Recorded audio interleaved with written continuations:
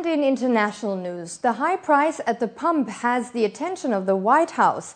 In a plan to slash U.S. energy imports by a third over a 10-year period, President Obama laid out a strategy to make the world's largest economy less vulnerable against rising oil and gas prices. Last year, the United States consumed almost 20 million barrels of oil. About half of this amount was imported, too much according to President Obama. He wants to reduce the U.S. dependency on oil by increasing fuel efficiency, lifting domestic energy production, boosting the use of natural gas and increasing the use of alternative energies like biofuels. Analysts describe the proposal as ambitious but expect little follow-through. Every president since the 1970s has promised to wean Americans from foreign oil, but Obama pledged to succeed this time. Today, I want to announce a new goal.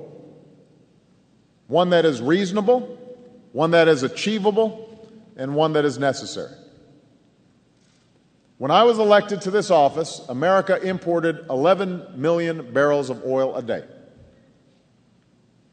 By a little more than a decade from now, we will have cut that by 1/3.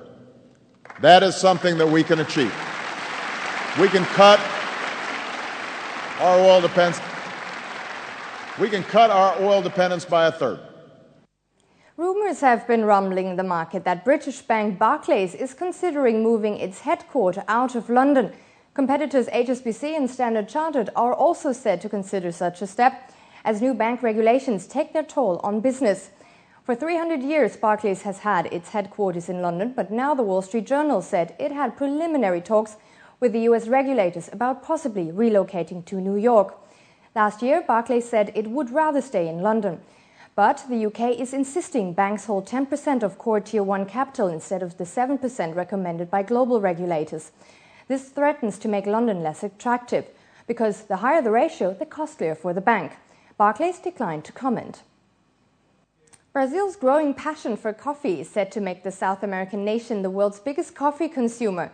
The country is already the top coffee producer, and according to industry experts, Brazil is also on track to overtake the US as the top consumer as soon as next year. 97% of Brazilians over the age of 15 are said to drink at least 1 cup of coffee per day, despite coffee prices hitting a 34-year high. One reason for the price hike is that global stocks are at their lowest level since 1965. That hasn't stopped Brazilian coffee lovers, though. In fact, more quality coffee is staying in the country instead of being exported. If you look back some years, and maybe 10 years, we doubled up the consumption. So if you look at a general perspective, statistic-wise, Brazil really is aiming to be the #1 producer, which we are, and the #1 consumer. Before we head back to news, let's take a quick look at the Asian equity, commodity and the currency markets. And after that, Mona Nasser is back with the news.